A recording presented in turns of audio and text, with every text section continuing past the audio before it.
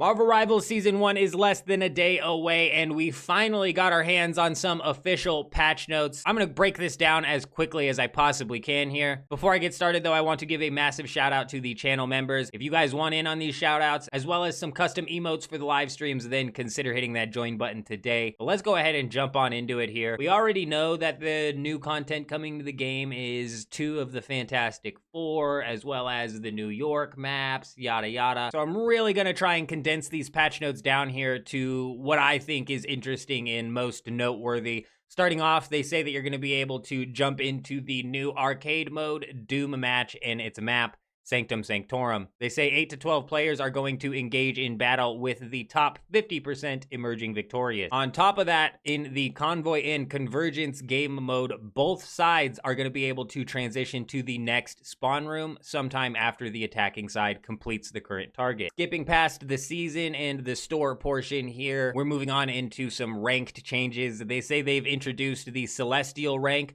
which is 1 tier above Grandmaster and below Eternity, which consists of 3 divisions. There is also a ranked reset coming to this season, which is going to demote you by 7 divisions. I have a whole nother video covering this if you're interested. But let's go ahead and move on into some tournament changes. They've added a automatic follow function for tournament signups. They say that faction members can opt to follow the captain on the signup page, and when the captain or coach initiates or cancels the signup process, following members will automatically confirm. There's also a new spectating channel where you're going to be able to chat in real time with fellow rivals while you are spectating the same match, and a new setting that is going to allow you to block all active invitations and faction join requests. After which they talk about fixes and optimizations on all platforms, but then we finally get to a section labeled Heroes. I'm gonna break this down. Starting off, they say corrected minor movement ability discrepancies for certain heroes like Doctor Strange and Magic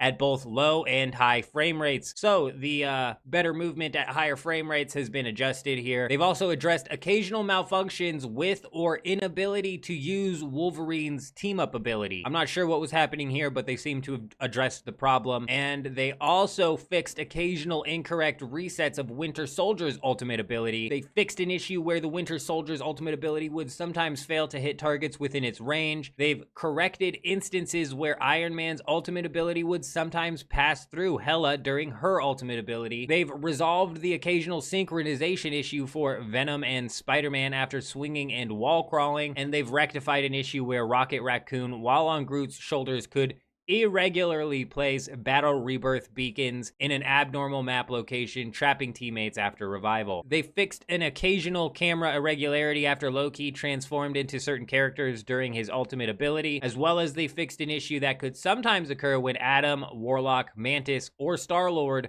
were in soul form within the mist on Wakanda maps where they were unable to be seen by others. They've also rectified instances where Squirrel Girl's ultimate ability could get stuck on specific terrain. They've fixed occasional damage loss in Rocket Raccoon's primary attack. They've addressed irregularities and occasional failure to end Wolverine's feral leap, along with the occasional abnormal behavior. They've also resolved instances where Luna Snow's ultimate ability occasionally failed to heal teammates, as well as fixed an occasional sound irregularity that could occur after being consumed by Jeff the Landshark's ultimate ability. They've also addressed various ability sound and voice errors, and optimized the playback rules for hero ability voices during combat to reduce auditory confusion. So when it comes to these patch notes that we got, they're not the most in-depth patch notes. I feel like we're missing a lot of the individual heroes' buffs and nerfs and what exactly has been changed to them. For example, the other day, I broke down a video where people in the community were noticing changes to the heroes,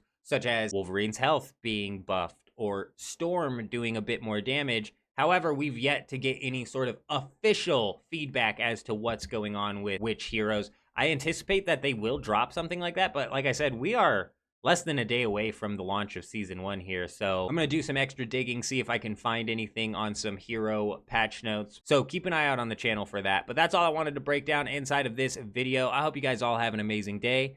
I'm out.